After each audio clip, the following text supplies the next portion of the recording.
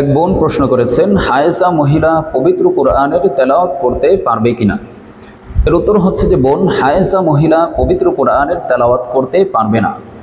রাসূলুল্লাহ সাল্লাল্লাহু আলাইহি ওয়াসাল্লাম হায়েজা মহিলাকে পবিত্র কোরআনের তেলাওয়াত করতে নিষেধ করেছেন।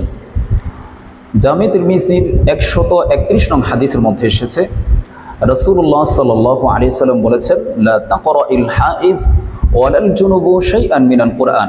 আল্লাহ রাসূল বলেন যে হায়েজা ব্যক্তি এবং জুনুবি ব্যক্তি, অর্থাৎ যার উপর গোসল ফরজ হয়েছে, এই দুই ব্যক্তির ব্যাপারে আল্লাহ রাসূল বলেন যে তাদের জন্য পবিত্র কোরআনের তেলাওয়াত করা নিষিদ্ধ।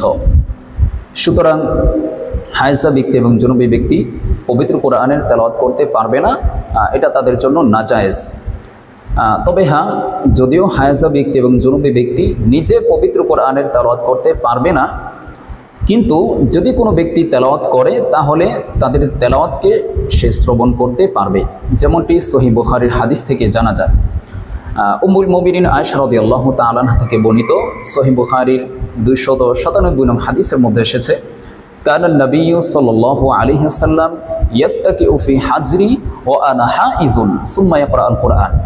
আয়েশা রাদিয়াল্লাহু তাআলা আনহা বলেন যে রাসূলুল্লাহ সাল্লাল্লাহু আলাইহি ওয়াসাল্লাম আমার কোলে হেলান দিয়ে পবিত্র কোরআনের তেলাওয়াত করতেন, এমন অবস্থায় আনা হাইজ, যে আমি হায়েজ অবস্থায় ছিলাম। সুতরাং হায়েজ অবস্থায় এবং জুনুবি অবস্থায় কোনো ব্যক্তি নিজে পবিত্র কোরআনের তেলাওয়াত করতে পারবে না। তবে হ্যাঁ, অন্য কোনো ব্যক্তি যদি পবিত্র কোরআনের তেলাওয়াত করে তবে তাদের তেলাওয়াতকে হায়েজা ব্যক্তি এবং জুনুবি ব্যক্তি শ্রবণ করতে পারবে।